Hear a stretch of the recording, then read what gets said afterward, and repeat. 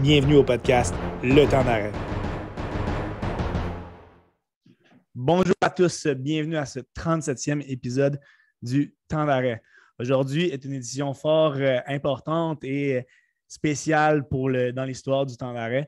J'ai la chance de recevoir Marc-Olivier Baudouin, qui est un intervenant de très, très grande qualité sur plusieurs sphères médiatiques. Marc-Olivier, ça va bien? Ça va très bien toi-même. Très bien. Merci beaucoup d'avoir accepté mon invitation. Ce n'est pas tous les jours que je peux recevoir un collaborateur de dans les coulisses, Il ne faut pas trop en mettre quand même, tu vas me gêner. Là. On est pas, non, mais il faut mettre en perspective un petit peu. Ce n'est pas tout le monde qui te connaît. Donc, Marc-Olivier a eu des collaborations aussi au 91.9. Beaucoup de following sur Twitter. On parle de plus de 18 000 personnes. Donc, pour l'amateur de hockey qui suit le Canadien et qui est sur Twitter, la très grande majorité vont te connaître. Puis, avant de se lancer dans le vif du sujet pour lequel on a cet entretien aujourd'hui, j'aimerais savoir un petit peu comment s'est passé pas ton ascension, mais disons, le changement un petit peu dans ta routine de tous les jours de devenir vraiment une présence très, très omniprésente sur Twitter.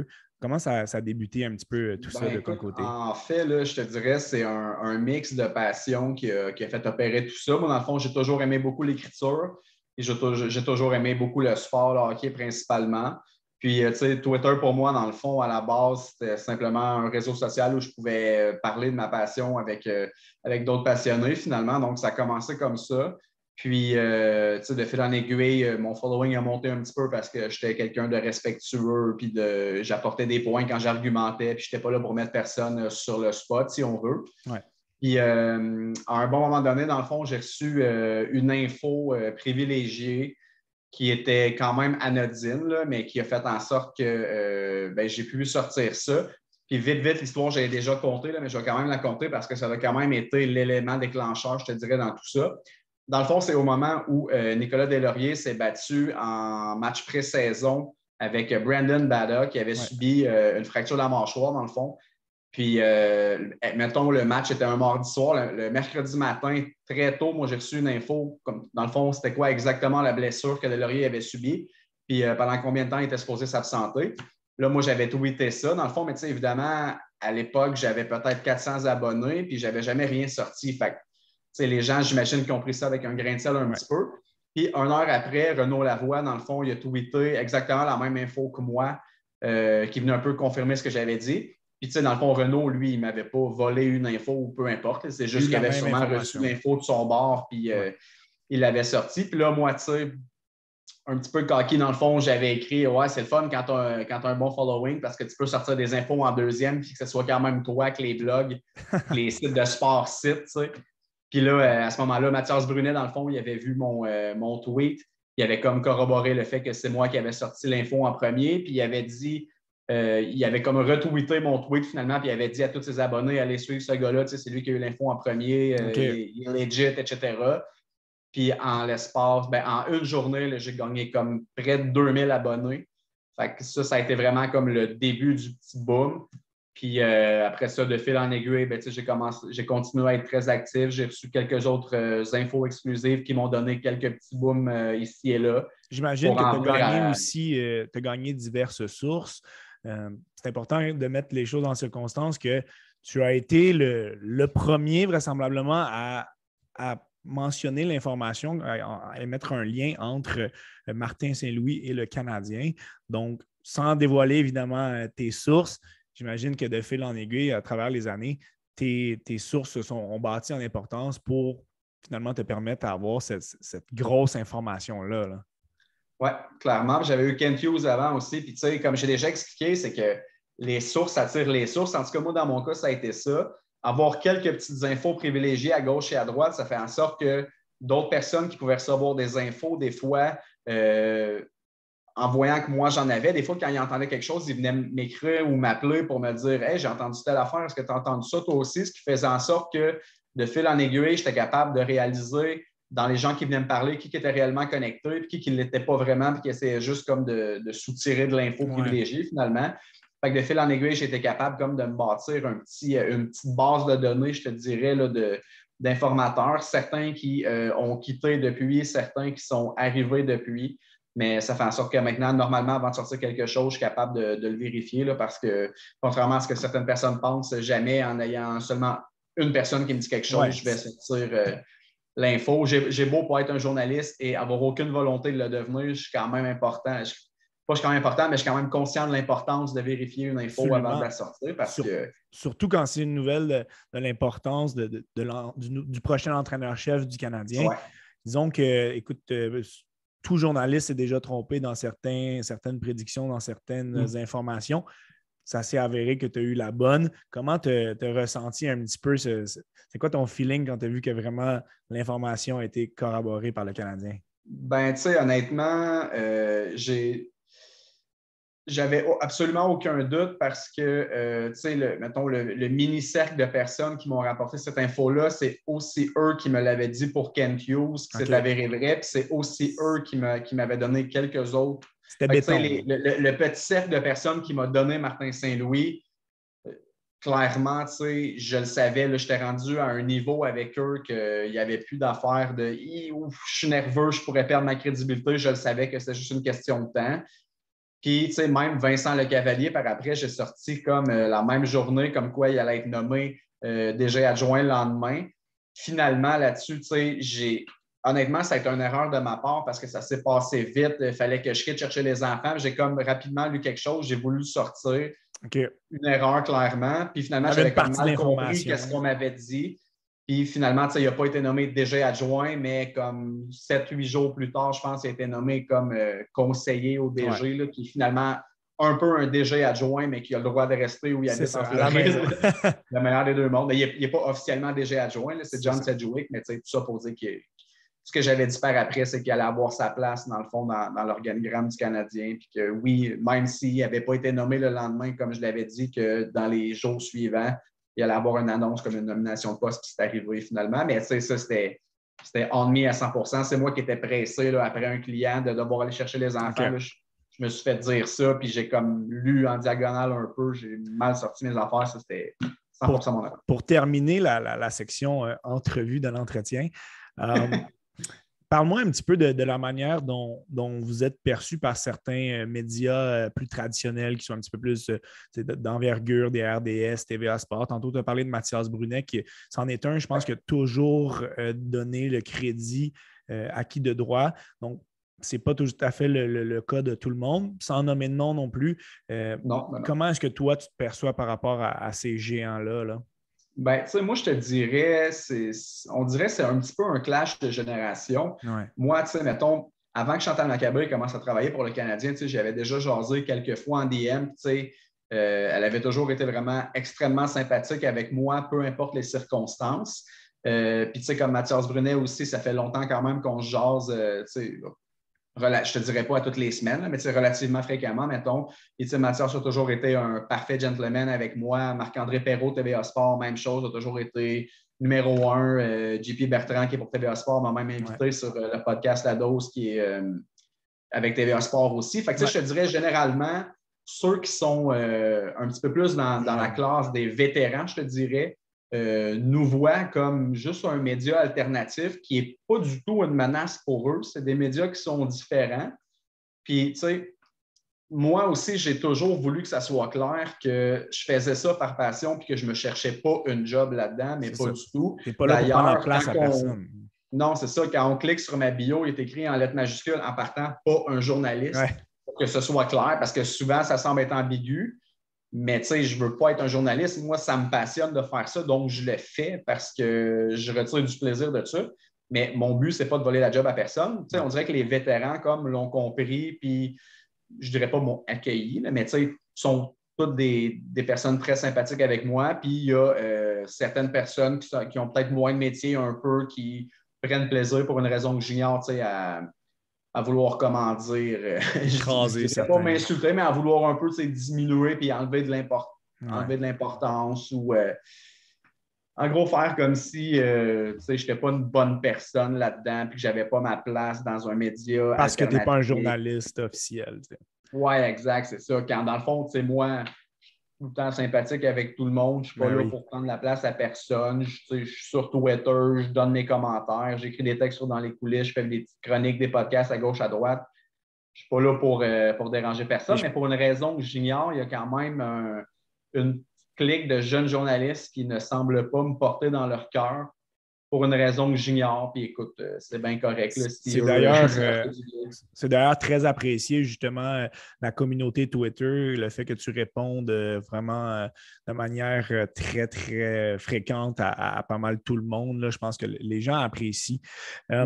Dans notre entretien aujourd'hui, on va faire un espèce de bilan des derniers mois de la saison du CH, puis ce qui est à venir un petit peu. On va analyser le début de l'ère Gorton Hughes Saint-Louis, parce que c'est ce qui nous intéresse. Là. On sait ce qui s'est passé par le passé. On va se concentrer sur les gens qui sont en place aujourd'hui.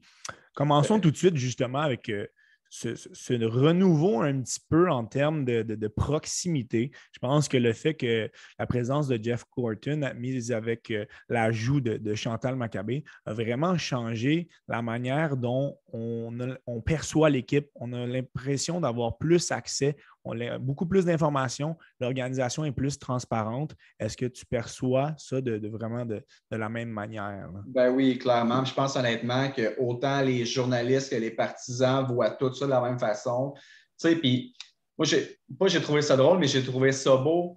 Tu sais, quand Chantal Maccabé, elle a été nominée là, pour son poste, là, tu sais, à quel point il y a peut-être 50 000 personnes qui ont émis un commentaire là-dessus, puis je ne pense pas en avoir vu un seul négatif. C'est unanime. Hein. Ça démontrait tellement à quel point, je ne sais pas si j'ai le droit de l'appeler Chantal, ce n'est pas mon amie, Madame Maccabé.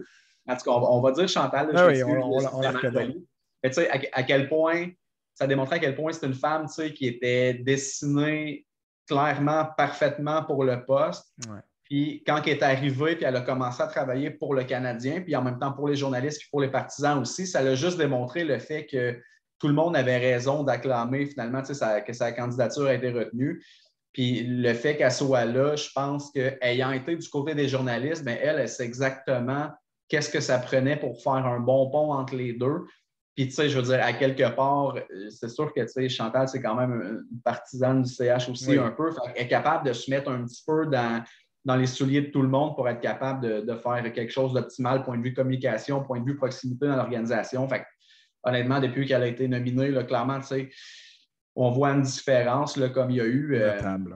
Il y a eu sur Twitch, là, dans le fond, Kent Hughes et Jeff Gorton, ils ont fait une genre de séance de questions. Puis, tu sais, les questions étaient comme pas pré-choisies. C'était pas, bon, on va faire quelque chose, on présélectionne 10 questions, on va vous les poser, voici les 10 questions, préparez-vous. C'était vraiment hyper transparent. De Chantal à une tablette, à scroll sur Twitter, OK, telle question, messieurs. Puis, tu sais, Jeff Gorton et Kent Hughes, ils répondaient aux questions comme du tac au tac, comme ça, en donnant de l'info transparente qu'on n'aurait jamais eu autrefois sous d'autres gouvernes, dans le fond.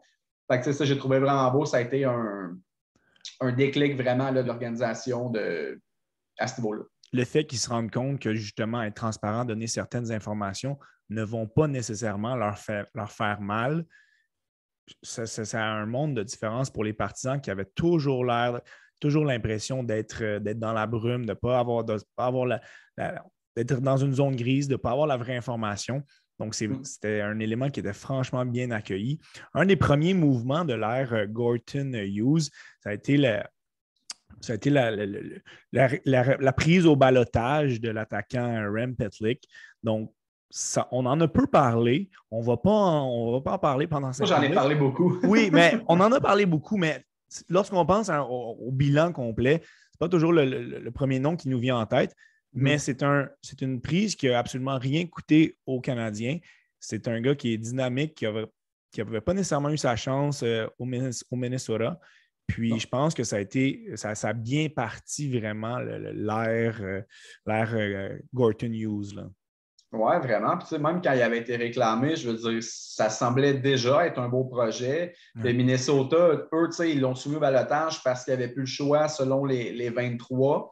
Puis, tu sais, Dane Evason, il est reconnu comme quelqu'un qui veut avoir un bottom six puis un quatrième trio qui est un petit peu plus physique, qui est un petit peu plus gros. On l'a vu. Pas trop, tu sais, nécessairement d'offensive, de là, plus du grit, la défensive, du forechecking. Rem Pitlick était, on ne se le cachera pas, là, c'est un gars qui est quand même s'il est relativement bon défensivement, c'est quand même un gars qui est plus offensif. C'est surtout pas un gars qui est gros et qui frappe. Je pense que vu qu'il cadrait moins dans le rôle qu'on avait besoin là-bas, selon leur modèle qui s'était fait, ben, ils se sont dit, bon, on va se mettre au balotage. Probablement qu'ils se doutaient qu'il allait être réclamé, parce que même quand il a été soumis, là, il y avait, je pense, 10 points en 20 matchs quand il a été il y avait une belle séquence, mis dont au un tour de balotage à peu chapeau. près. Puis, il y avait un bon talent aussi. Il avait été bon dans la Ligue américaine l'année d'avant. Ça faisait pas tant longtemps qu'il est arrivé dans le hockey professionnel, lui, parce qu'il a été en NCAA quand même longtemps, puis il est arrivé relativement tard.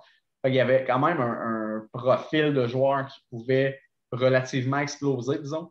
Puis, je pense qu'il nous a prouvé qu'il avait sa place à Montréal. Là, maintenant, ça va être de voir, vu que les joueurs autonomes sans restriction, avec restriction, ça va être de voir quel genre de contrat ils vont être capables de s'entendre. Parce qu'évidemment, il y a eu une bonne saison dans le contexte, mais tu ne veux pas non plus lui donner un contrat de 6 ans, 4 millions par année. Là, dans le meilleur des mondes, tu lui donnes un contrat de, exemple, une saison ou deux saisons à 2,5. Je pense que ça serait honnête pour tout le monde. Puis, je dis ça, mais honnêtement, je suis zéro inquiet que Kent Hughes commettrait ce genre d'erreur-là. Mais personnellement, très satisfait. Je l'aime bien, le petit Rem. Vraiment. Et ça a mené à une des dates limites des échanges les plus occupées des dernières années du Canadien. On va faire un petit peu la synthèse des joueurs qui sont partis et des principaux actifs qu'on a reçus. Donc, dans le fond, pour Tyler Toffoli, Ben Sherratt, Artturi Lehkonen et Brett Kulak, l'équipe a reçu premièrement comme espoirs principaux l'attaquant Emil Heinemann et Ty Smilanic, Justin Barron. Avant de parler des choix au repêchage, 3 espoirs qui, sans être de même niveau, peuvent tous légitimement apporter quelque chose à court moyen terme aux Canadiens. Je pense que la majorité était très, très surpris et agréablement satisfait de recevoir notamment Barron. Oui, tout à fait.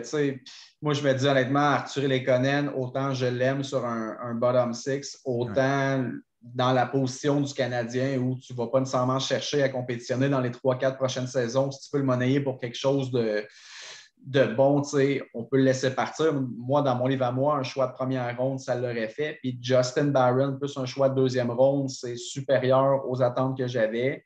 Barron, clairement, c'est un gars qui peut être un défenseur top 4 éventuellement. Puis déjà, on l'a vu. Évidemment, ce n'était pas parfait. Là. Il est encore tout jeune. Il a joué à 20 ans. Exact. Il y a encore du chemin à faire pour être un défenseur établi régulier dans la Ligue nationale, sauf qu'il a déjà démontré qu'il avait entre autres un coup de patin, un tir pour être capable de tenir son bout. Puis si on lui laisse le temps de progresser tranquillement, je pense que d'ici 2-3 ans, ça va être un très, très bon défenseur numéro 4 dans la Ligue. Puis tu n'en as jamais trop, même si je sais que le bassin d'espoir du Canadien est majoritairement des défenseurs, du moins ceux qui ont des chances de percer. Mais d'avoir un surplus à une position, c'est loin d'être négatif. Au pire, ça te donne des assets pour être capable d'aller colmater une brèche avec un besoin que l'équipe peut avoir. Fait que si tu as 7 défenseurs finalement dans tes jeunes qui finissent par être capables de faire la Ligue nationale, je ne pense pas que ce sera le cas. Là. Mais si exemple c'est le cas, ce n'est pas négatif. Ça te donne juste justement des joueurs pour être capable d'effectuer des transactions finalement pour combler d'autres besoins. Là. Puis sinon. Juste pour terminer sur Barron, sa blessure est tombée dans un moment qui n'était pas idéal pour tout le monde. Ça aurait été franchement intéressant de le voir finir la saison avec le Canadien et surtout de le voir aider le Rocket dans cette épopée en séries éliminatoires. Donc, on a confiance à le voir qu'il va revenir vraiment en grande forme, mais il ne faudrait pas être surpris de le voir passer peut-être un petit peu de temps à Laval l'année prochaine. Là. Non, puis lui, justement, l'avantage, c'est à l'âge qu'il a, il peut aller jouer pour le Rocket encore 2 saisons sans passer par le balotage. Je crois que c'est 2 saisons, en tout cas minimum une, c'est sûr, mais je crois 2. Fait que il n'y a pas de presse dans son cas, là, surtout dans un contexte où le Canadien ne cherchera pas nécessairement à gagner dans les prochaines saisons.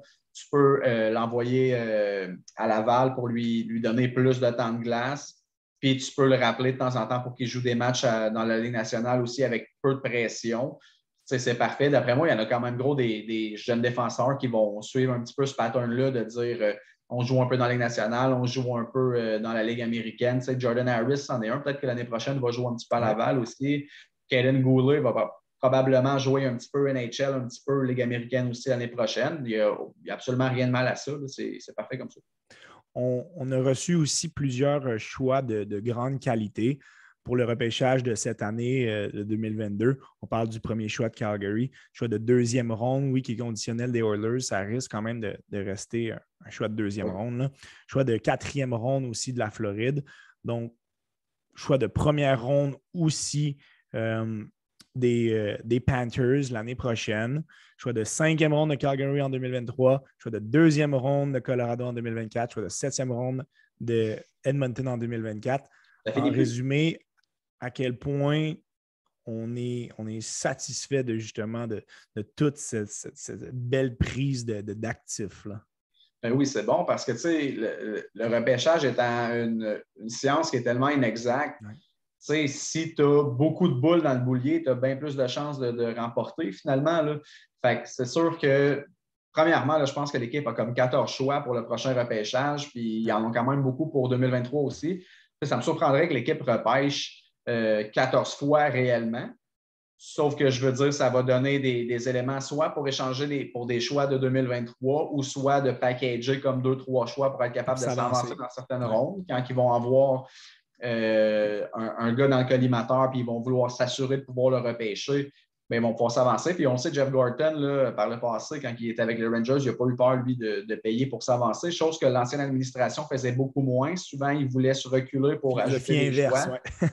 Puis Jeff Gorton, puis Kent Hughes, c'est la même chose. Ils l'ont dit, dans le fond, là, si on est dans un contexte où on doit reculer, on reculera. Puis si on est dans un contexte où c'est une bonne chose qu'on s'avance pour être sûr d'avoir notre gars, on va le faire aussi. Puis d'avoir plein de choix comme ça fait en sorte qu'ils ont beaucoup de munitions pour pouvoir s'avancer. Vraiment. Puis sinon, ben, écoute, quand même bien qu'ils repêcheraient 14 gars, ben, ça va leur donner plus de chances qu'un de ces gars-là devienne un Braden Gallagher, peut-être repêchant en 5e ronde, qui finit par être un bon joueur dans la Ligue nationale. C'est comme ça, finalement, que tu peux mettre la main sur des diamants bruts. Peut-être pas des diamants bruts, là, mais des possibles coups de circuit dans les rondes tardives. Plus tu as de choix, plus tu as de chances de le faire. Fait que, dans leur contexte, je pense qu'ils ont bien fait de mettre beaucoup de choix. Là. Dans les dernières années, c'est arrivé à quelques reprises qu'on ne signe pas certains joueurs qui venaient à terme dans leur stage junior. Il ne faut pas nécessairement voir ça comme une mauvaise chose non plus. Là, comme tu viens de le mentionner, plus on a de jetons dans l'équation, plus on a de chances que ça fonctionne. Donc, ça pourrait arriver encore une fois cette année. Petit résumé du travail de Martin Saint-Louis depuis son embauche. Il y a eu une séquence très, très heureuse au début du mois de mars. Par la suite, je pense que c'est important de mettre les choses en contexte que n'importe quel entraîneur, principalement recru, aurait vécu une séquence difficile. Bien, ça a été le cas. L'équipe avait échangé de nombreux vétérans qui étaient très, très importants. On a eu des blessures aussi. Donc oui, on a eu cette longue séquence de défaites-là, mais je pense que l'arrivée de Martin Saint-Louis a vraiment dynamisé le jeu de plusieurs joueurs, entre autres Cole Caulfield, Nick Suzuki aussi qui a pris un aplomb. Donc, il y a vraiment eu un impact sur ces joueurs. Oui, puis tu sais, sans que la direction ait dire à Martin Saint-Louis, bon là, Martin, tu sais, il n'y a pas de trouble, tu peux perdre des matchs, évidemment, tu ne peux pas dire ça. Mais tu sais, le message, en partant, là, je veux dire, quand Martin Saint-Louis est arrivé en poste, il n'est pas niaiseux, là, il avait bien compris que l'équipe ne ferait pas les séries, puis que sa job pour cette année, ce n'était pas d'amener l'équipe en série. Fait que, tu sais, en prenant ça en considération, puis en ajoutant, comme tu l'as mentionné, le fait qu'il y a beaucoup de joueurs quand même relativement importants qui ont été échangés, ben, il fallait s'attendre là, à ce que l'équipe s'écroule un peu. Puis sans parler du fait qu'il y a beaucoup de joueurs qui ont été échangés, ben, veux pas, quand tu es un vétéran, la motivation, quand tu croupis dans le fond du classement, puis tu sais que c'est sûr à 100 que tu ne feras pas les séries, c'est sûr, tu as beau être un professionnel puis d'être quelqu'un de fier, c'est sûr que tu ne vas pas te battre, tu ne vas pas donner le même rendement que si tu te bats pour obtenir une place en série. C'est vraiment pas la même chose. Fait qu'à ce niveau-là, moi, personnellement, je veux dire que ça a été Martin Saint-Louis, puis ça a été un autre entraîneur, recru ou pas. Je pense pas que ça aurait changé grand-chose. Je pense que c'est vraiment le manque de motivation que je trouve tout à fait légitime de la part des joueurs qui expliquent ça, plus le départ de certains joueurs aussi. Moi, j'ai trouvé que Martin Saint-Louis a fait du bon boulot dans l'optique où il a donné beaucoup de temps de glace à des jeunes. On a vu le temps de glace de Suzuki Caulfield a vraiment monté beaucoup quand il est arrivé. Puis non seulement ces deux-là, mais Alexander Romanov aussi a eu vraiment beaucoup de temps de jeu. Il a souvent été le défenseur le plus utilisé sous Martin Saint-Louis. Ouais. Puis ça a fait en sorte justement qu'on a vu une progression dans son jeu. Romanov, là, je pense que c'est le joueur qui s'est le plus amélioré cette saison chez le Canadien. Puis autant on le voyait déjà comme un gars qui allait être un bon numéro 4, autant cette année, il nous a prouvé qu'il était déjà probablement un bon numéro 4, puis qu'au pire, il y avait encore du potentiel pour croître dans un rôle qui est peut-être plus important. Je ne te dis pas qu'il va devenir un défenseur numéro 1 non plus, là. Non, je pense Mais que je pense qu'on peut pas mal éliminer ça. ouais. Mais le fait qu'il y ait encore du potentiel de croissance, puis la fougue qui amène aussi l'énergie, le leadership qui amène, ça n'a pas de prix. Fait que ça a été numéro 1. Où je mets un petit bémol, autant dans le travail de Saint-Louis que dans le travail de Hughes et Gorton, c'est que là, ils sont arrivés dans un contexte où il n'y avait absolument aucune pression. Ouais. Bon Comment ils vont répondre le jour où il va vraiment y avoir de la pression, ça, on le sait moins. Puis là, quand je parle de pression, je parle plus par rapport à Martin Saint-Louis, comment il va gérer ses joueurs quand il va y avoir de la pression. Puis, point de vue, mettons, de Kent Hughes, il a fait vraiment, sincèrement, je pense qu'on peut lui donner un 10 sur 10, là, point de vue transaction, depuis qu'il est arrivé. Mais il a quand même effectué, il a quand même effectué la besogne facile. Puis, tu sais, je ne dis pas que tout le monde aurait fait un aussi bon travail que lui, loin de là. Sincèrement, je l'adore, Kent Hughes, puis c'est quelqu'un qui est pragmatique, qui est rationnel. C'est parfait. Mais là, on va voir cet été de quel bois il chauffe vraiment quand il va avoir des transactions plus difficiles à faire. Quand on va voir le contrat de chez Weber, est-ce qu'il va réellement être capable de le passer? Je pense que oui, ça ne devrait pas être trop compliqué avec les Coyotes. Mais quand même, ça, c'est un dossier qu'une fois réglé, on va pouvoir dire ça, c'était moins facile, il l'a réglé, chapeau. Puis, ça, c'en est un. Puis, sinon, il y a transaction de Jeff Petrie, ça va nous en dire. On en reviendra un petit peu plus tard à cette section de ce qui nous attend cet été. Là. Juste pour terminer sur Saint-Louis. Je ne voulais pas te spoiler. Dans son cas, je pense qu'on peut possiblement s'attendre à une prolongation de contrat dans les prochaines semaines. Peut-être un 2-3 ans serait très, très possible. Est-ce que tu es un de ceux qui pensent que l'ajout d'un assistant un petit peu plus d'expérience pourrait l'aider, notamment à bâtir un petit peu le processus du camp d'entraînement? Comme tu as dit, il est arrivé dans une circonstance où il a dit à ses joueurs d'arrêter de se casser la tête, de jouer plus simplement. Oui, il avait un style de jeu, mais un entraîneur qui arrive au beau milieu de la saison ne va pas tout changer dans une équipe. Là, il va repartir de presque à zéro. Est-ce que tu penses qu'il va avoir besoin d'aide? Ben écoute, je pense honnêtement qu'il est quand même déjà bien entouré. Tu sais, Luke Richardson, c'est quand même un gars qui a une certaine expérience et qui est vraiment beaucoup respecté aussi, autant par les joueurs que par l'organisation, que par les autres équipes. Fait que je pense que honnêtement, tu sais, la présence de Luke Richardson a joué beaucoup dans l'acclimatation. Oui, ça se dit. OK, parfait. Fait que dans l'acclimatation, finalement, que Saint-Louis a eu dans l'environnement du Canadien, ça a joué pour beaucoup. Puis même Saint-Louis l'a dit, tu sais, que son coaching staff qui était avec lui avait vraiment aidé beaucoup. Il l'aimait beaucoup. Je pense honnêtement que Luke Richardson, avec l'expérience qu'il a, il va être capable, lui, d'aider Saint-Louis, justement, comme pour le camp d'entraînement que tu as dit, et pour tout mettre les fondations là. Puis Saint-Louis va avoir plus de temps peut-être pour instaurer après ses systèmes. Lui, il préfère parler de concepts, là. Mais tu sais, je pense qu'il va être capable quand même de le faire en ayant beaucoup de temps devant lui, puis en ayant aussi un club en santé, puis un club reposé, parce que, tu sais, on l'oublie beaucoup, ça, mais le Canadien est arrivé avec un été qui était fort chargé. Ils sont allés en finale de la Coupe Stanley, ils ont eu beaucoup de blessés. Corey Perry est parti, Eric Staal est parti, Carey Price était blessé, Shea Weber était blessé. Ils se sont comme retrouvés blessés, exténués, pas de leadership. Fait que, tu sais, ils n'étaient pas dans un contexte optimal. Là, ils vont arriver au moins plus reposés. Puis en sachant plus à quoi s'attendre, point de vue leadership, que justement, tu sais, Weber ne sera pas là, évidemment. Price, on ne sait pas trop ce qui va arriver. Je pense pas qu'il faut s'attendre vraiment à un retour pour qu'il puisse jouer un 55 matchs, mettons. Là. Fait que là, je pense que, tu sais, l'équipe va être vraiment dans une meilleure forme mentale pour affronter tout ça. Puis je pense que Saint-Louis, sincèrement, il devrait être capable de s'en tirer pour monter tout ça avec l'aide de ses adjoints. Moi, personnellement, je ne vois pas nécessairement l'importance d'amener un autre adjoint expérimenté. Je pense qu'ils vont faire le boulot. Puis, tu sais, surtout, comme je disais tantôt, que l'objectif à court terme, ce n'est pas nécessairement de remporter des matchs non plus, ce qui fait en sorte qu'il n'y a pas vraiment de presse à ce niveau-là. Peut-être que dans 2-3 ans, on va se dire là, c'est le moment, tu sais, de recommencer de mettre la pédale dans le fond puis d'essayer de faire les séries puis de remporter une coupe. Ben là, peut-être qu'à ce moment-là, un assistant qui a plus d'expérience ou même un co-entraîneur pourra être bénéfique, mais à court terme, je pense que l'important, c'est que les jeunes se développent et que le Canadien très bien dit. Donc, voilà.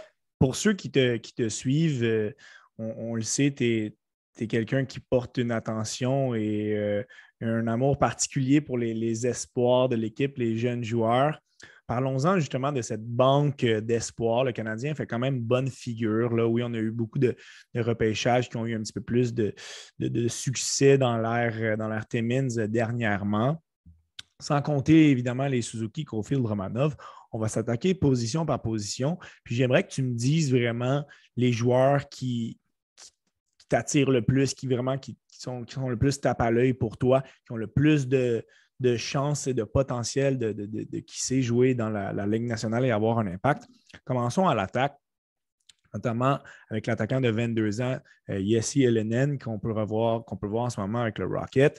Nous avons des joueurs de 20 ans en Heinemann, Sean Farrell, Luke Tuch, 19 ans, Riley Kidney, Yann Mysak, 18 ans, Joshua Roy.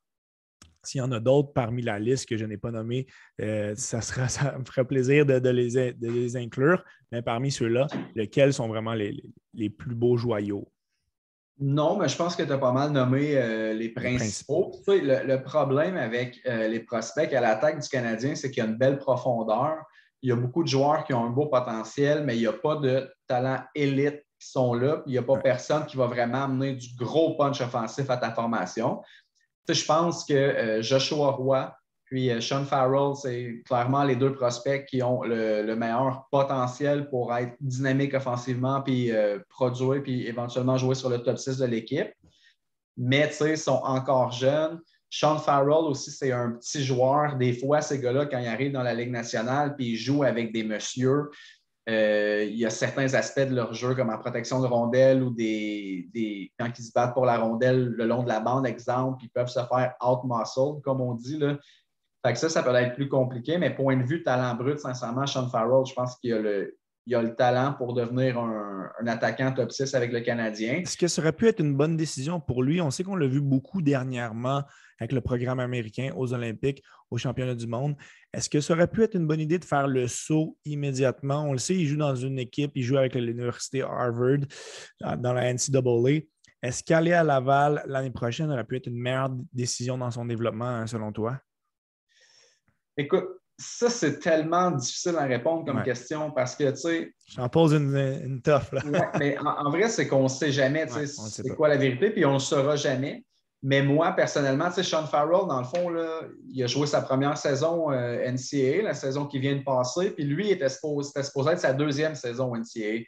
Il a joué une saison de plus en USHL parce que sa division de la NCAA, à cause de la pandémie, ils n'ont pas eu de saison. Ouais. Ce qui fait en sorte que là, normalement, ça aurait dû être sa deuxième saison en NCAA, mais ça a été sa première. Fait que dans un contexte où ça aurait réellement été sa deuxième, j'aurais été à l'aise qu'il fasse le saut directement à Laval. Mais là, considérant que c'était sa première saison NCAA, à l'âge qu'il a, je pense qu'il peut retourner dans la NCAA puis il va être encore dans un calibre qui va être bien, bien correct pour son développement encore. Est-ce qu'il aurait pu aller à Laval? Lui, personnellement, avait dit qu'il n'y aurait pas de problème d'aller dans la Ligue américaine, mais c'est l'organisation qui a dit une saison de plus en NCAA, je pense que ça va être bon pour toi. Puis, tu sais, honnêtement, s'il peut jouer une saison complète puis dominer là-bas, je pense que c'est pas mal optimal parce que là, il commence à y avoir plus de jeunes qui poussent chez le Rocket. Puis, tu sais, est-ce que Sean Farrell aurait eu ses minutes top 6 garanties? Très bon point. Je ne suis pas certain. Peut-être que oui, mais je ne suis pas certain versus à Harvard où on sait qu'il va jouer sur le premier trio, la première vague de supériorité numérique. Ouais. Fait que je pense, moi, personnellement, si j'avais été le grand décideur, ce qui n'est pas le cas et ce qui ne sera jamais le cas, j'aurais laissé Sean Farrell une saison plus en NCAA parce que dans le contexte, je pense qu'il y a encore il peut encore se développer puis il peut encore dominer là en progressant bien. Tu as parlé de... que ça aurait été négatif qu'il aille à Laval. Ça aurait peut-être été la meilleure chose pour lui aussi, on ne le saura pas. Mais dans le contexte où c'est sa première saison et non sa deuxième, je pense que ça serait une bonne chose qu'il y ait. Tout à fait. Puis tu as parlé tout à l'heure de Joshua Roy, qui a connu une saison exceptionnelle. Est-ce que le fait que ce soit une excellente saison parmi un parcours un petit peu plus tumultueux depuis le début de son arrivée junior fait en sorte que tu n'es pas plus excité qu'il faut, ou c'est vraiment le contexte qui faisait en sorte que ce gars-là, s'il avait eu ce minding-là la saison passée, il serait sorti première ronde, puis on l'aurait pas eu. Est-ce que tu es emballé par lui ou tu as certaines réserves? Là? personnellement, évidemment, j'ai toujours mes réserves parce que je veux dire, dominer dans la LHJMQ puis devenir un attaquant top 6 dans la LNH, là, il y a quand même une bonne marge entre les deux. Ouais. Mais oui, Joshua Dominer à Roy, 18 ans, c'est autre chose. Oui, exact, c'est ça. La saison qu'il y a eu à 20 ans puis la saison qu'il y a eu à 18 ans, il y a une méchante coche entre les deux. Fait que c'est pour ça que oui, je suis quand même très emballé par ça. Puis même en série, il continue de dominer puis d'amener son équipe là, à gagner des matchs, gagner la première ronde. Puis, mais oui, je suis quand même très emballé par lui. Puis, tu sais, où je pense pas que sa grosse saison soit un flou, c'est que Joshua Roy était, dans le fond, à la base, même midget 3, là, il était un grand espoir. Ouais. Là. Il était déjà, tu sais, il était le premier choix au total à la GMQ. Exactement, oui. Puis, tu sais, tout le monde voyait en lui un grand espoir, mais je pense que le fait qu'il soit arrivé à Saint-Jean puis que le fit était peut-être pas très bon, tu sais, lui, il en a parlé aussi sans vouloir comme trop mettre ça sur le dos de qui que ce soit. Mais je pense que le fit était peut-être pas très bon. Son conditionnement laissait à désirer. Il semble-t-il que le programme là-bas en avait peut-être un petit peu à faire. Je ne sais pas s'il cherchait des excuses ou quoi. Mais tout ça Un pour mélange des dire deux. peut-être un petit peu des deux, c'est ça, comme tu dis. Je pense que c'est une question de fit. Sauf qu'en même temps, quand il est arrivé à Sherbrooke, ça a changé comme ça d'un coup. Puis fait que c'est comme venu crédibiliser ses propos que le problème était peut-être un peu plus à Saint John's. Pour ça qu'il est arrivé à Sherbrooke, il a commencé à être vraiment bon. Puis cette saison, tu sais, il a été bon. Puis non seulement il a été bon cette saison à Sherbrooke, mais je ne sais pas si tu te souviens, mais au camp d'entraînement du Canadien, Joshua Roy, là, il a extrêmement bien paru. Il y avait eu le match intra-équipe. Je pense qu'il avait compté 2 buts. Tu sais, il n'avait pas l'air out of place du tout. Puis il avait 18 ans, puis il jouait contre des gars NHL puis les autres espoirs du Canadien. Fait que non, moi, je pense que Joshua Roy, personnellement, il a vraiment tout pour devenir top 6. Encore une fois, il y a une coche entre la GMQ et la LNH. Fait que ça va être on n'a intéressant de suivre aucune garantie dans son cas. Là. Ça va être intéressant de Mais suivre je son le vois, lui. processus en série jusqu'où Phoenix va. Pas Phoenix, Sherbrooke, Phoenix. le Phoenix de Sherbrooke va se Il écrit rendre. comme Phoenix. Exact. Puis une potentielle présence avec l'équipe canadienne junior lors de l'été. Ouais. Donc, on va l'attendre lors du camp d'entraînement. Oui, puis Parmi lui les aussi, joueurs, tu sais, il est très jeune aussi, on va le mentionner, Joshua Roy, il est très jeune. Oui. Il était à quelques jours, quelques semaines de pouvoir être repêché cette année. S'il avait connu la saison qu'il a connue cette année, il aurait été un choix de première ronde cette année, c'est pratiquement sûr. Là. Il y a eu vraiment des bonnes statistiques, puis il était à quelques jours. Fait que, d'après moi, on parlerait de lui. Puis, en fait, c'est un mal pour un bien, parce que le Canadien n'aurait pas pu le repêcher en 5e ronde, évidemment, si le contexte avait été différent, mais là, on est bien content d'avoir pu l'avoir en 5e ronde, puis tant mieux. Puis parmi les derniers attaquants qu'on a mentionnés, Heinemann, Tuck, Kidney, Mysak, est-ce que tu vois en eux probablement plus des joueurs de rôle dans leur cas, est-ce que tu vois un réel potentiel de les voir à court, moyen terme? Ben, Mysak, honnêtement, il va jouer avec le Rocket l'année prochaine, puis il risque d'être là une saison ou deux. Mais ce que j'aime avec lui, c'est qu'il y a des espoirs comme, mettons, Sean Farrell, je dirais que c'est le cas. C'est le genre de gars que s'il ne se taille pas une place sur le top 6, il ne sera pas tant utile sur le bottom 6. Fait que ses chances, lui, c'est d'être capable de tasser un gars du top 6 et de percer vraiment.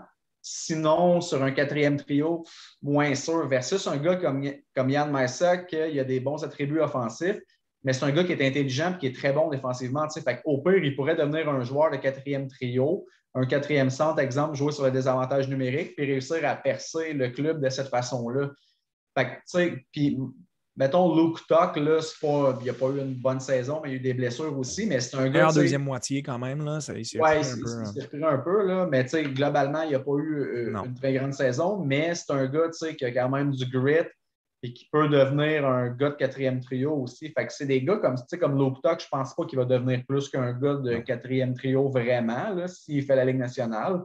Puis Mysak, je l'aime bien. Je pense qu'il va peut-être faire la Ligue éventuellement, mais je ne pense pas que ça va être un gars de top 6 non plus. Là. On a toujours besoin de joueurs de rôle, puis tout à fait. Quand on peut les développer nous-mêmes, c'est encore mieux que d'aller chercher justement ces joueurs-là sur le marché des joueurs autonomes.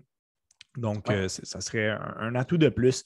Passons à la défensive. On a parlé de certains joueurs, Harris, Barron. Donc, quelques joueurs de très jeune âge. On peut rajouter à 20 ans Caden Gooley, Jayden Struble, on avait de très grosses ambitions pour lui. Logan Mayo à 19 ans. Puis un gars qu'on n'aurait vraiment pas parlé il y a quelques mois, mais c'est Arbor Sekaj qui a vraiment Un de mes préférés. gagné en importance. Puis, je ne sais pas si c'était le même avis que moi. On a beaucoup, beaucoup de potentiel à la défensive. Nous manque peut-être, par contre, ce corps arrière du futur. Oui, tout à fait. C'est à l'image du bassin d'espoir du Canadien. Il n'y a pas de talent élite, mais il y a beaucoup, beaucoup, beaucoup de profondeur. Ouais. C'est pour ça qu'avoir le premier choix cette année, puis là, je pense qu'on va en parler tantôt, fait que je ne veux pas te spoiler encore. Là. Mais d'avoir le premier choix cette année, ça va amener vraiment du talent élite qui est vraiment nécessaire. Mais oui, sincèrement, la défensive, je pense qu'on peut quand même s'emballer, même si je ne pense pas qu'il y ait le défenseur numéro 1 dans le bassin d'espoir. Un gars comme Kaden Goulet peut, je pense, éventuellement jouer sur une première paire en étant, dans le fond, le partenaire d'un défenseur numéro 1, exemple. Ça pourrait être très bon parce que, tu sais, Goulet, je veux dire, il n'y a pas personne, je pense, qui n'aime pas le jeune, qui n'aime pas le joueur de hockey. C'est un gars qui a le total package. Offensivement, il ne fera jamais 60 points, il ne faut pas se leurrer. Sauf que c'est un leader, c'est un gars qui a une éthique de travail irréprochable, il est bon défensivement, il cogne, il a un bon tir, puis tu sais, il est respecté de tout le monde. Là. Il a 18 ans, là, 19 ans. Y a-tu eu 20 ans? En tout cas, il est à 20 ans, oui. Il a 20 ans, c'est ça. Il a 20 ans, puis tu sais, il a probablement l'air plus d'un adulte que moi qui a 35 ans. Là. Fait que ça en dit long sur lui. Puis lui, tu sais, je veux dire, c'est le genre de gars que son plafond, on ne sait pas exactement où il se situe, mais son plancher, on a une bonne idée qu'il ne sera jamais moins qu'un défenseur NHL. Là. Est-ce que ça va être un numéro 5? Est-ce que ça va être un numéro 2? On n'est pas trop sûr où ça va se situer, mais je serais vraiment très, très surpris qu'il n'y ait pas une longue carrière dans la Ligue nationale. Mais on voit justement cette facette de Goulet en ce moment avec les Oil Kings qu'on n'avait pas vraiment vu. On l'avait vu avec le championnat du monde junior. Peut-être qu'on l'aurait vu cet hiver avec le Canada. Malheureusement, le tournoi s'est terminé abruptement. Mais on voit un aspect plus offensif. Il est capable de monter son jeu d'un cran. C'est quand même de bon augure pour son futur. On voit que c'est justement un gars qui n'a pas peur de ces situations qui sont clés. Donc, c'est vraiment positif à voir aller. Très curieux de t'entendre parler du défenseur quand même polarisant de 19 ans, Logan Mayo. J'ai pas envie d'en parler. Sans y aller trop de son histoire qu'on connaît. Ça reste un défenseur avec beaucoup de potentiel et un des atouts qu'il a et que la majorité des autres joueurs n'ont pas, c'est la position qu'il tient son bâton. Donc, ça aura peut-être un impact dans le futur du Canadien aussi. Oui, c'est clair. Puis, tu sais, je veux dire, Logan Mayo, on aura beau dire ce qu'on veut de la personne. Tu sais, je veux dire, moi, personnellement, je m'intéresse aux joueurs de hockey, puis je ne suis pas en train de dire que c'est pas grave qu'est-ce qu'il fait à l'extérieur de la glace, là, sauf que, tu sais, il a fait des trucs clairement qu'on a pu lui reprocher plein de choses, mais là, semble-t-il qu'il s'est repris en main, qu'il a fait ses excuses, qu'il fait son chemin pour revenir un être humain respectable. Ouais. Donc, cet aspect-là, on va moins en jaser. Mais offensivement aussi, c'est un gars qui a un bon patin, qui a vraiment un excellent tir aussi. Oui. Des gars dans les défenseurs du Canadien, dans les espoirs, qui peuvent jouer sur la supériorité numérique, il n'y en a pas beaucoup non plus. Tu sais, as parlé du fait droitier-gaucher, mais le fait qu'il puisse jouer sur un avantage numérique aussi, ça va l'aider, je pense, dans son cheminement parce qu'ils ne sont pas nombreux quand même, ceux qui peuvent le faire de manière très, très efficace. C'est oui, un Justin Barron, un Jordan Harris, ça peut jouer sur une deuxième vague, mais c'est jamais quelqu'un qui va... C'est pas les jeunes qui vont être des grosses menaces sur une première vague éventuellement. Puis je pense que ça, Mayo, c'est peut-être plus un upside que lui a. Mais tu sais, encore là, il n'a pas joué beaucoup l'année d'avant. Cette année, il a commencé en janvier. Il a joué, je pense, 12 matchs au total. Il s'est blessé, malheureusement. Oui, c'est ça, il s'est blessé. Tu sais, les matchs qu'il a joués, il était extrêmement impressionnant. Puis l'entraîneur à London, il l'a dit aussi, là, à partir du moment que Mayo est rentré dans notre brigade défensive, ça a tout changé là, parce que lui, il est arrivé, il est comme tombé numéro 1 en partant, puis toutes les autres ont descendu d'une case. Fait que ça a vraiment comme tout amélioré d'un coup. Lui, il a besoin de jouer au hockey. Je pense que c'est un jeune qui a besoin de jouer au hockey. Puis l'année prochaine à London va vraiment, je pense, nous donner une meilleure idée de ce qu'on peut s'attendre de lui. Là. Exact. L'honneur de la guerre, lui, ça va être de jouer beaucoup de hockey parce qu'à l'âge qu'il a, ce qui est important, c'est de voir beaucoup de glace. Puis lui, malheureusement, ça n'a pas été son cas. Fait qu'est-ce que ça va nuire à son développement? Est-ce que ça va avoir fait trop mal à son développement? Peut-être. On ne le souhaite pas, mais s'il est capable de revenir et de jouer une saison complète avec les Knights, comme tu dis, on va avoir une meilleure idée de ce qu'il peut donner. Puis je pense qu'il y a un très, très bon potentiel, mais ça va être de voir s'il est capable de garder la tête froide et de rester hors d'infirmerie pour réaliser ce potentiel-là. Dans le cas de gars comme Sekaj et Strubble, je pense qu'on peut dire sans trop avoir peur de se tromper que ce sont des prototypes de joueurs qui sont très similaires et que vraisemblablement, ça va être le meilleur qui va avoir le poste. Ce sont des défenseurs pas les plus mobiles, mais qui sont vraiment très imposants, ont une bonne première passe. Ça serait surprenant de les voir quand même en même temps dans l'alignement. Ouais. Donc, c'est vrai, ils ont des profils relativement similaires. Les deux frappent très fort aussi. Mais tu sais, Jayden Struble aussi, le problème avec lui, encore un petit peu comme à l'instar de Mailloux, ça a été les blessures aussi. Tu sais, il y a eu beaucoup de complications avec ça. C'est dur pour un jeune là, d'arriver dans un calibre qui est relativement compétitif comme la NCAA, de revenir d'une blessure pendant que tous les jeunes se sont dérouillés et ont pris leur air d'aller pendant la saison. Puis lui, arriver dans ce contexte-là, c'est pas facile. Fait que tu sais, Struble, encore une fois, comme Mailloux, ça va être de voir s'il est capable de rester en santé parce que si c'est le cas, il a quand même des beaux attributs, mais ça va être, je pense, au mieux un défenseur de troisième paire. Là. Exactement. Et Jekai, c'est la même chose. Pas mal, mais il a un beau potentiel puis il a l'air d'être un beau personnage. Son histoire, c'est juste le fun de le voir aller. Là.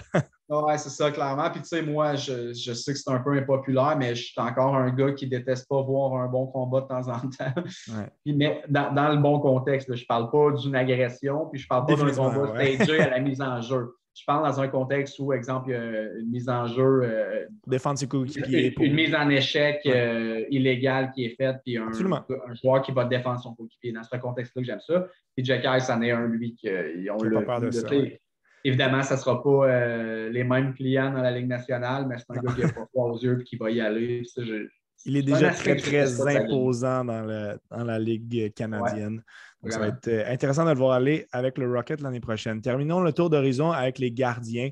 Je pense qu'on peut légitimement en nommer juste deux. Je vois Frédéric Dichau à 21 ans, puis Caden Primo à 22 ans, qui ont quand même un beau potentiel. Primo, c'en est un autre qui n'a pas assez joué dans les dernières années. Là, on le voit actuellement avec le Rocket. C'en est un autre qui a monté son jeu d'un cran. Donc, sans avoir le définitif gardien numéro 1 du futur, je pense que c'est peut-être un élément manquant. On a quand même deux gardiens qui ont un beau potentiel. Là. Tu sais, les gardiens, c'est tellement difficile à dire. C'est tellement souvent des wildcards, un gars que tu ne t'attends pas qui va finir par exploser à 27 ans. C'est souvent ça. Puis, tu sais, comme il y en a beaucoup qui ont critiqué Caden Primo dans la dernière année, mais tu sais, ce qu'il faut comprendre, c'est qu'un gardien de but là, qui a moins de 23 ans, qui paraît bien dans la Ligue nationale, là, c'est pratiquement inexistant. Là. Prends les 10 dernières années, les gardiens, premièrement, un gardien qui a joué des matchs dans la Ligue nationale en bas de 23 ans dans les 10 dernières années, oui, il y en a, mais il n'y en a pas des milliers. Puis ceux qui l'ont fait, on peut prendre l'exemple de Carter Hart, là, quand il est arrivé, là, on se disait, lui, c'est un top prospect gardien, ça va changer le visage des Flyers. Il vient d'avoir 23 ans, Carter Hart, puis il a eu beaucoup de difficultés. Est-ce que ça veut dire que ce n'est pas un bon gardien et qu'il ne deviendra pas un gardien dans les 5 ou 10 meilleurs de la Ligue nationale? Non, ça ne veut pas dire ça. Les gardiens, souvent, ils vont atteindre leur pic plus tard qu'un attaquant ou un défenseur. Il y en a beaucoup qui c'est vers 26-27 ans. Primo a juste 22 ans. Fait que de dire que parce que tu as mal paru quand tu as été lancé dans un mauvais contexte avec le Canadien à 22 ans, tu ne seras pas un bon gardien dans 2, 3, 4, 5 ans. C'est farfelu de dire ça. Il n'y a pas personne qui peut le dire. Moi, personnellement, je continue de croire que Caden Primo peut devenir le défenseur, le gardien numéro 1 du Canadien éventuellement. Rendu là, c'est difficile à dire parce que le contexte est tellement bizarre pour les gardiens d'arriver au bon moment, les contrats des autres gardiens qui se terminent, pas être réclamés au balotage, pas de blessures, etc. Fait que, les gardiens, c'est vraiment difficile à prédire, mais oui, je pense que le potentiel Primo, clairement. Puis sinon, tu m'as parlé de Deschamps, il y a aussi Jakub Dobes quand même. Puis tu sais, sincèrement, là, je vais le dire d'entrée de jeu, là, je suis loin d'être un expert des gardiens aussi, là, puis j'ai pas... je ne peux pas vraiment analyser le jeu d'un gardien en NCAA et faire comme lui, il a du pas à ce point-là vraiment, mais quand même, de ce que je lis, de ceux qui connaissent plus ça, Deschamps et même Dobes, c'est quand même des gardiens qui performent bien selon leur rang de repêchage jusqu'à maintenant et que leur progression se passe bien. Je pense que ça pourrait Encore être un choix. intéressant de, justement, avec la panoplie de choix, d'ajouter, dépendamment dans quelle ronde, Ouais, mais d'ajouter un gardien à même cet deux. entourage-là. Puis, parlons-en un petit peu du repêchage, sans vraiment rentrer en détail avec les joueurs et tout. Exercice que je ferai dans quelques semaines pour le podcast. À quoi tu t'attends justement du fait qu'on ait le premier choix au total, qu'on ait 2 choix en première ronde, qu'on ait un choix qui ressemble à un choix de première ronde, là, le premier Le choix 33e. de la deuxième ronde, cette panoplie de choix-là, est-ce que tu t'attends à un coup de circuit où tu aimerais avoir quelque chose de solide, de stable, puis d'efficace? Non, ben moi, personnellement, tu sais, je veux dire, c'est pas une cachette, là, ça fait longtemps que je dis le premier choix au total, si on l'a et maintenant qu'on l'a, tu sais, pour moi, c'est Shane Wright, Shane puis Wright. il y a pas de question là dans mon livre à moi. Est-ce que dans 6 ans, dans 7 ans, Shane Wright va être le meilleur joueur de la QV? Possiblement Peut-être pas. pas. C'est pas, on le sait pas. Mais une chose qu'on sait, c'est que c'est lui qui a le plancher le plus haut. Puis c'est un gars qui a la tête froide, qui est capable d'affronter un marché comme Montréal. C'est déjà un jeune qui est professionnel, qui est mature, qui était déjà bon à l'école. C'est un jeune qui est discipliné. D'avoir un gars comme ça qui arrive dans un marché comme Montréal, déjà, c'est comme sécurisant un petit peu. Moi, j'ai aucun problème de me dire, bon, peut-être que Shane Wright va finir à être un centre two-way de 65 points. Puis oui, peut-être que Logan Cooley va devenir un centre Plus de productif, ouais. 85 points par saison. Peut-être que oui, mais avec Shane Wright, tu ne peux pas te tromper. Tu peux te Exact. tromper dans le sens que ce n'est pas le meilleur joueur de la QV, mais tu ne peux pas te tromper dans le sens que, on a repêché un flop. Je ne vois pas comment ce gars-là peut flopper avec les outils qu'il a, le fait qu'il soit déjà responsable défensivement, l'intelligence qu'il a, le tir qu'il Le a. caractère aussi, là, on sait que c'est un Oui, point oui. très important pour Hughes. On a Ben déjà oui. un Suzuki, on a un Goulet, on rajoute un Shane Wright à ça. C'est franchement une belle équation, là. Tout à fait. Puis, tu sais, pour les choix plus lointains, moi, personnellement, je suis quand même du type potentiel coup de circuit. Tu sais, comme là, je parle premier au total, Shane Wright, ça serait mon choix parce que je considère, même si ce n'est pas une certitude, qu'il pourrait devenir le meilleur joueur du repêchage quand Ouais. même. Mais tu sais, avec des choix, exemple, choix 27, choix 33, je serais à l'aise d'y aller avec des possibles coups de circuit versus des sure shots parce que je pense que le retour sur investissement peut être payant. Puis dans le pire des cas, si tu manques un coup, tu manques On ton coup aura avec une un autre Shane Wright. 27e ou un 33e, c'est pas la fin du monde, ça ne te coûtera pas ta job, ça ne va pas tant que ça nuire à ton organisation, versus si tu tapes le coup de circuit, ben là, tu as l'air d'un génie puis tu peux en récolter les fruits finalement. Puis cette année, sans que ce soit une cuvée qui soit exceptionnelle, je pense qu'entre les choix 20 à 40, il y a quand même Beaucoup de profondeur, un là. bon bassin de Ouais, jeunes avec du beau potentiel. Puis, ouais. Fait que je pense que 27-33, là, moi, j'irais avec le coup de circuit, à moins de dire, bon, ben on a vu un gars 19e, exemple, puis on veut s'avancer, on est prêt à payer. ce serait intéressant Je leur sur fais ça, ça. 100% confiance. Il y en a beaucoup qui parlent de ouais, un Canadien, le repêchage, sauf que là, il faut arrêter de vivre dans le passé. C'est une nouvelle organisation qui est là, c'est des nouveaux décideurs. Fait qu'eux, ils ont une page blanche, on leur laisse la chance de s'exprimer et de nous montrer qu'ils savent ce qu'ils font. Excellent. On va conclure un petit peu cet super entretien avec une section de ce qu'on peut s'attendre du CH durant l'entre-saison. On en a déjà glissé un petit peu avec le potentiel rachat, pas le potentiel échange de Shea Weber. C'est quelque chose de très plausible. Il y a une vague de rachats qui risque d'être un petit peu plus importante cette année que dans les dernières années. Vraisemblablement, avec le Canadien, est-ce que tu penses qu'on pourrait être tenté d'aller vers une de ces avenues pour un joueur X? Il faut prendre en considération quand même que c'est la dernière année de contrat de Jonathan Drouin, de Paul Byron, de Jake Allen. Dans le cas de Drouin et Byron, il faut vraiment se questionner, ça vaut-tu la peine de mettre ce contrat-là sur plusieurs années, alors qu'on est dans une année un petit peu de transition l'an prochain? Ça vaut la peine d'y penser, là.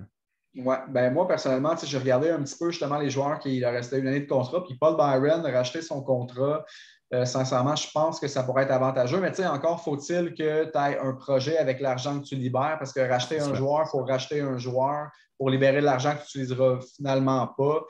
Ça ne vaut pas la peine. Mais écoute, je ne me souviens pas évidemment des chiffres exacts, mais je pense que racheter le 3,4 de Paul Byron, ça coûtait, je pense, quelque chose comme 900 000 cette saison, puis 1,1 million l'année d'après. Fait que ça, tu sauves quand même quelque chose d'assez intéressant pour que ça vaille la peine, je pense.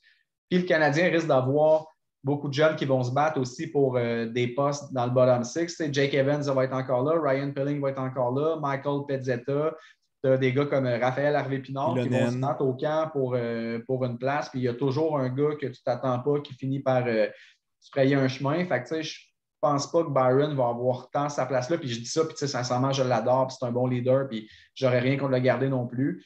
Mais s'ils peuvent utiliser cet argent-là de façon intelligente, je pense que lui, ce serait une bonne chose. Jonathan Drouin, personnellement, moi, je ne rachèterais pas son contrat.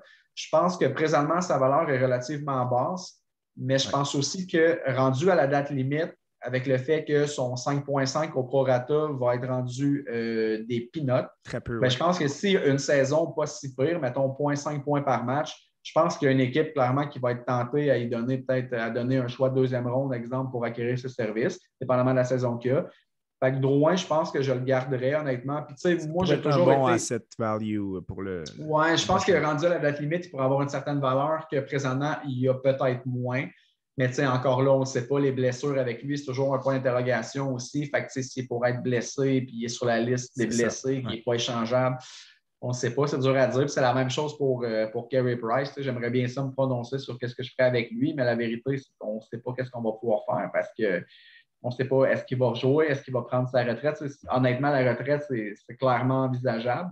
Sans y aller de spéculation dans son cas, si jamais c'est la retraite, est-ce que tu es confortable avec le statu quo, du moins pour cette saison, Jake Allen et Samuel Montembeault?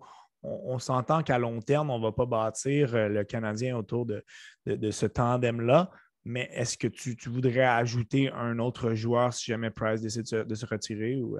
Pas du tout. Moi, quitte à me faire dire encore une fois, mentalité de loser, comme je me fais dire quand je parle de finir bas pour repêcher haut. Tu sais, moi, l'année prochaine, c'est un repêchage exceptionnel. Année spéciale.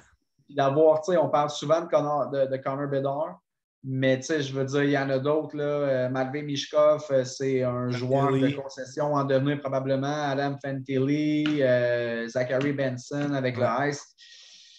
Jagger, il y en a plein.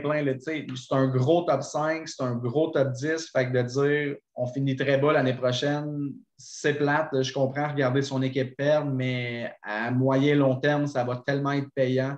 Fait que oui, je suis 100% à l'aise d'y aller avec Jake Allen, Samuel Montembeault. Puis même, si quelqu'un donne un asset intéressant pour Jake Allen, je suis prêt à y aller avec Samuel Montembeault puis un vétéran que tu signes, puis les deux peuvent se partager le travail à peu près 50-50. Très d'accord. Un genre de Curtis McElhinney, pas lui évidemment, là, mais ce genre de avec toi. Est-ce que ce serait possible pour toi, on a abordé la possible transaction de chez Weber, de voir une autre transaction quand même d'envergure? On sait que les demandes de Jeff Petrie ont été quand même assez claires. Il était dans une période d'hésitation. Certaines informations qui sortent comme quoi peut-être qu'il aurait vraiment décidé de vouloir quitter. Donc, il y a lui qui est un gros dossier en tant que tel. On peut penser aussi à des performances un petit peu décevantes de Mike Hoffman, de Joel Armia. Brendan Gallagher, on n'a pas le choix d'en parler. C'est un joueur qui a un gros contrat. C'est un vétéran, c'est un leader dans cette équipe-là. Il a son importance. Ça va être très, très difficile à transiger. Mais dans tous ces noms-là, qu'est-ce que tu vois comme étant un élément plausible qui pourrait arriver durant l'été? Ben Jeff Petrie, honnêtement, il avait fait une demande de transaction, puis à un certain moment dans la saison, c'est parce qu'il ne performait tellement pas que même si tu voulais l'échanger, c'était difficile. Mais là, il a terminé la saison, je n'ai pas les chiffres exacts, mais avec quelque chose comme 21 points en 28 matchs, qui est clairement plus à la hauteur du salaire qu'il gagne. Donc, je pense que là, cet été, puis surtout, c'est plus facile d'acquérir un joueur avec un contrat comme ça l'été qu'à la date limite, évidemment. Fait que je pense que cet été, il risque d'y avoir un marché quand même pour Jeff Petrie. Puis les équipes qui voulaient ajouter un défenseur, qui vont manquer le bateau avec quelqu'un d'autre, vont, je pense, être prêts à payer pour acquérir ce service. Est-ce qu'il va aller chercher un très gros package? Je ne pense pas, mais il va aller chercher quelque chose de relativement intéressant. Et un asset qu'il va aller chercher à coup sûr, c'est 6,25 millions de lousse sur la masse salariale, ce qui n'est pas négligeable. Là, je sais évidemment, ça se peut que le Canadien reçoive un contrat dans la transaction, mais s'il transige Kent Hughes, ça va être parce que c'est avantageux pour l'équipe. Puis moi, je pense que Jeff Petrie a joué son dernier match avec le Canadien. Là, je suis pas mal sûr. Est-ce que ce sera nécessaire, selon toi, de le remplacer par un défenseur vétéran? Évidemment, tout le monde a un nom en tête. Tout le monde fait l'association entre Chris Letang et Kent Hughes. Que ce soit lui ou un autre, est-ce que tu vois que ce soit... Est-ce que pour toi, c'est une nécessité de le remplacer, cette présence-là? Là? De le remplacer par un défenseur vétéran, oui, personnellement. Est-ce que ça a besoin d'être un gars qui a le statut de Christopher Letang? Non. Pas nécessairement. Tu sais, ça peut être juste un défenseur qui peut prendre un 20 minutes par match sans être capable de faire du 40-50 points comme Jeff Petrie faisait.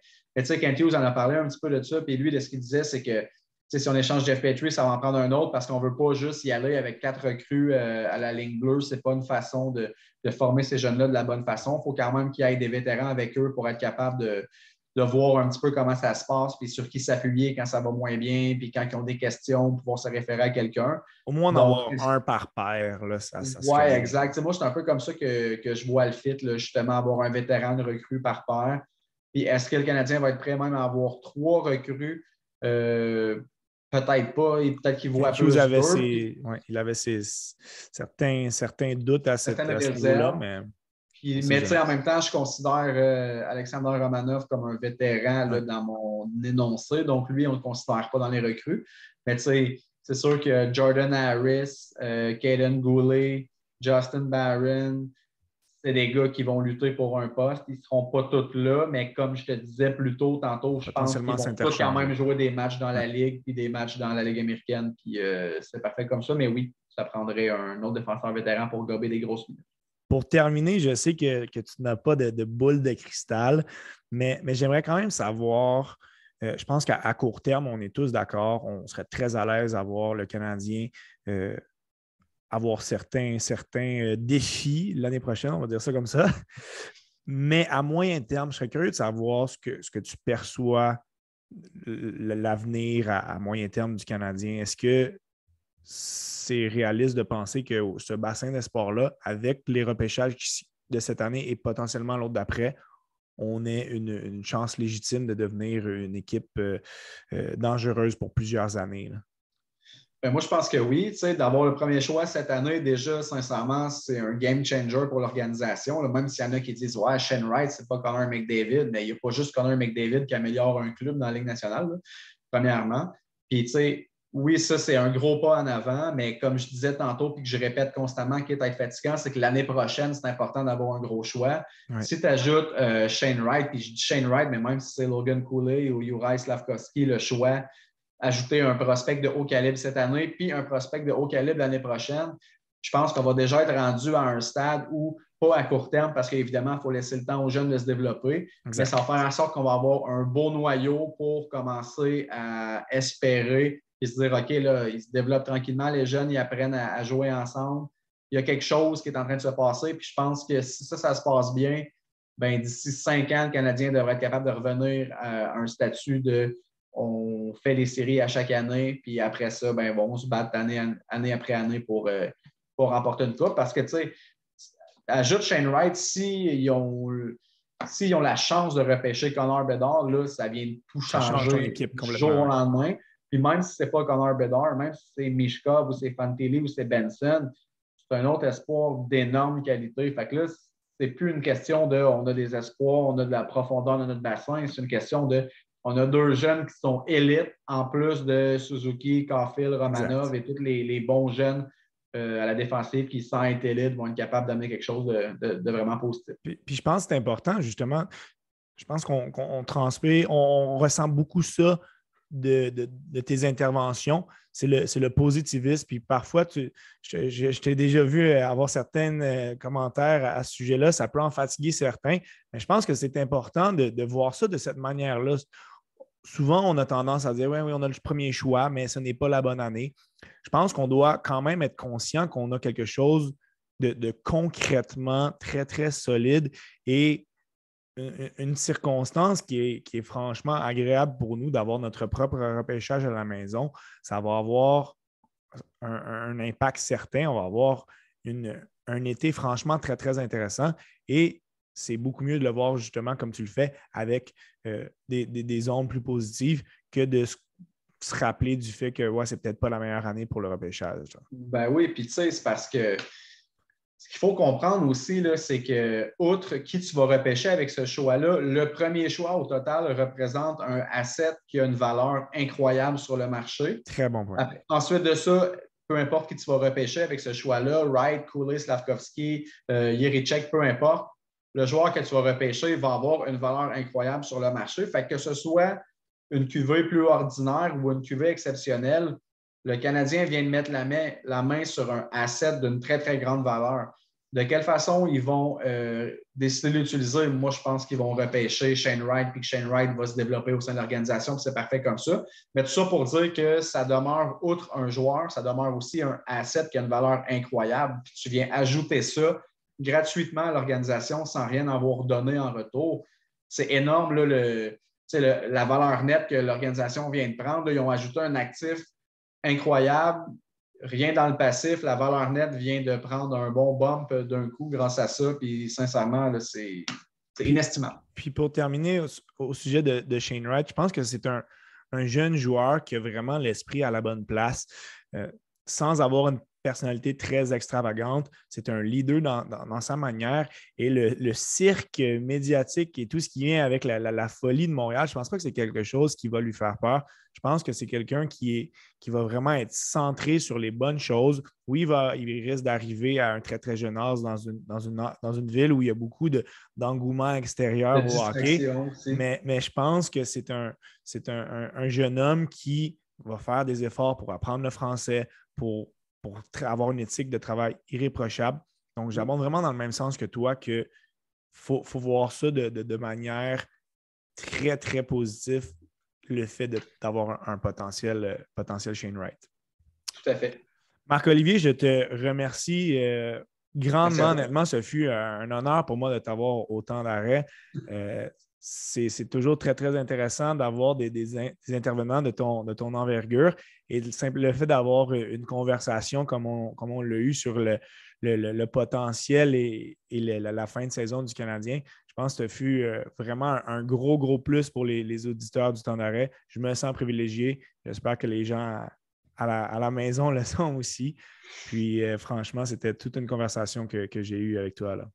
Ben, ça m'a fait plaisir. Moi, comme j'ai dit tantôt, je suis sur Twitter pour discuter avec d'autres passionnés. C'est ce qu'on vient de faire pendant 1 heure, discuter entre passionnés. Donc, c'est parfait. Merci beaucoup de l'invitation aussi, d'ailleurs. Merci beaucoup à tout le monde d'avoir été là et à un prochain épisode du Temps d'arrêt.